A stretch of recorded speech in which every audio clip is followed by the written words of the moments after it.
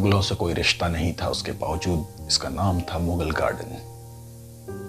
जी हाँ, ना मुगल 3 में थे ना 13 में, उसके बावजूद इसे कहा जाता था मुगल गार्डन। दिल्ली स्थित मुगल गार्डन, जिसको अब पहचाना जाएगा अमृत उद्यान के नाम से।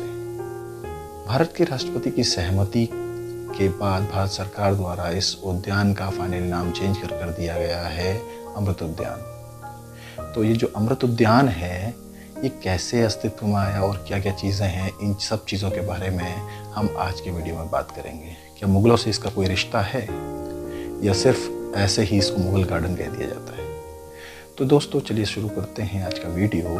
तो राष्ट्रपति भवन, भारत के राष्ट्रपति भवन के पीछे स्थित यह उद्यान है। ये 13 एकड़ में फैला हुआ एक बहुत ही खूबसूरत उद्यान है, जिसमें विभिन्न प्रकार के फल, फूल और औषधियों के वृक्ष लगे हुए हैं, जो कि देखने में बहुत ज़्यादा खूबसूरत दिखाई देते हैं। अगर हम इस उद्यान की बात करें तो ये 4 हिस्सों में बटा हुआ एक उद्यान है। ये जो बाग जो बना हुआ है, ये मुख्य रूप से मिश्रण है ब्रिटिश और मुगल कालीन चारबाग शैली का, और शायद यही एक वजह है कि इसको मुगल गार्डन भी कहा जाता है।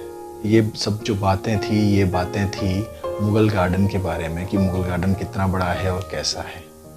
और चलिए अब बात करते हैं कि मुगल गार्डन को मुगल गार्डन क्यों कहा जाता है और क्या इसका इतिहास है। क्या इतिहास है इस मुगल गार्डन का, कि कहाँ ये कब बना, कैसे बना।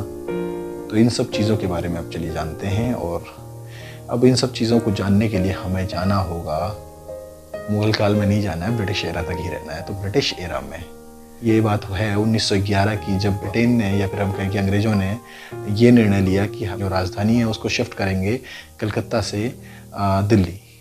तो जो ये शिफ्ट हुआ, तो उसी शिफ्ट के बाद एक नया शहर बसाने की बात हुई, जिसमें ये राजधानी क्षेत्र बनेगा। तो नई दिल्ली के निर्माण की बात हुई। तो नई दिल्ली को डिज़ाइन करने के लिए ब्रिटेन से एक जो उस वक्त का जो एक फेमस आर्किटेक्ट था, एडवर्ड लुटियंस, उसको बुलाया गया। एडवर्ड लुटियंस जब इंडिया पहुंचता है, तो उसके बाद वो एक खाका तैयार करता है नई दिल्ली के निर्माण का। वो एक नक्शा बनाता है, और उसी क्रम में जो भारत के उस वक्त वायसराय होते थे, जो कि पूरे भारत पर राज करते थे, तो उसके भवन के निर्माण के लिए भी एक बात आती है कि भवन का निर्माण कहाँ पर होना चाहिए। तो इसके लिए लुटियंस चुनता है जो रायसीना का जो पहाड़ है, रायसीना हिल, उसको, और रायसीना हिल को फ्लैट करके उसमें वायसराय भवन बनाने की बात कही जाती है। तो इस प्रस्ताव को मानते हुए, साथ ही अब अगर अब एक वायसराय हाउस बन रहा है, तो उसके सौंदर्यीकरण की भी बात होगी, यानी उसको सुंदर बनाने की बात होती है। तो उसी क्रम में वायसराय भवन के पीछे एक उद्यान के निर्माण की बात आती है। तो उस उद्यान के निर्माण के लिए एक तरीके से शुरुआत की बात करते हैं। शुरुआत में एक डिज़ाइन लुटियंस के द्वारा बनाया जाता है, जो कि पूर्णतया ब्रिटिश शैली में निर्मित एक उद्यान था, जो कि ब्रिटेन में जिस तरीके के उद्यान या गार्डन होते थे, उस शैली में था। और उसको जब वायसराय को दिखाया जाता है, तो वायसराय की जो वाइफ थी उस वक्त का वायसराय हॉर्डिंग्स, लॉर्ड हॉर्डिंग्स की वाइफ लेडी हॉर्डिंग्स जो है एक सुझाव देती है कि क्यों ना इस उद्यान को भारतीय शैली में बनाया जाए।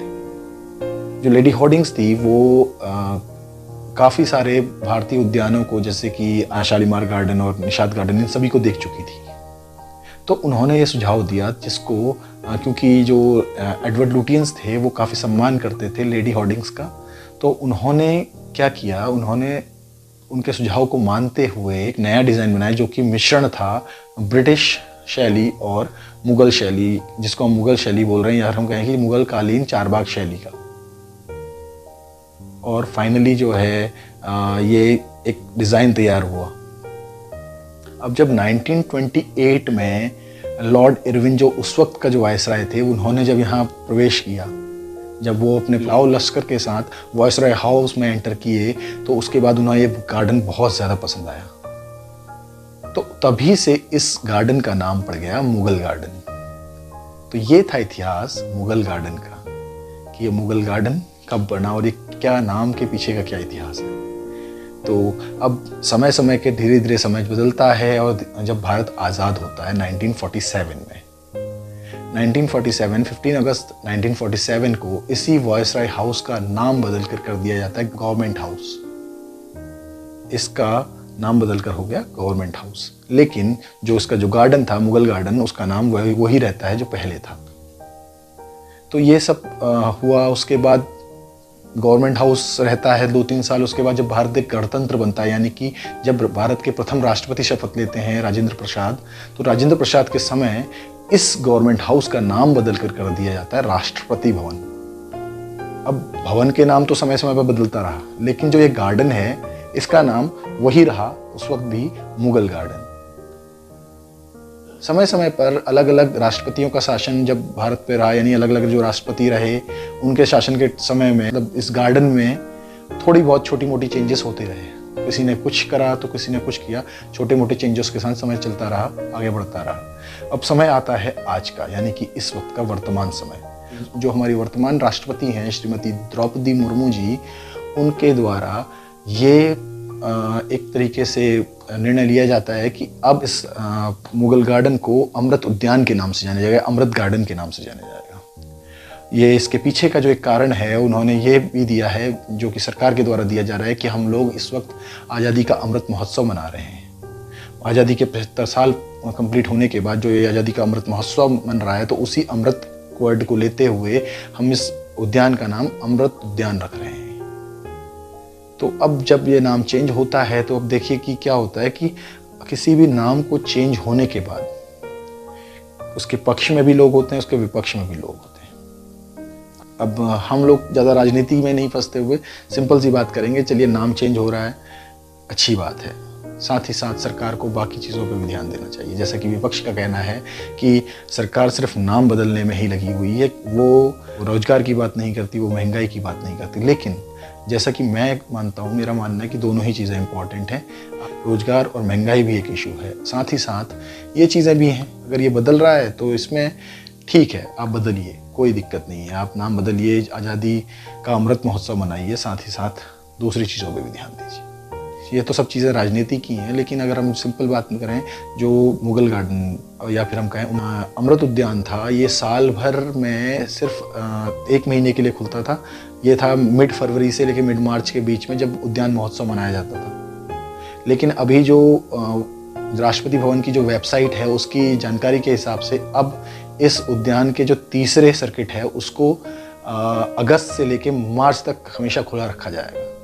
यानी कि काफ़ी लंबे टाइम तक जो है आम जनता को उसको देखने का मौका मिलेगा। जो कि सिर्फ 1 महीना था, अब लगभग आप कह सकते हैं कि 7 या 8 महीनों में बदल गया है।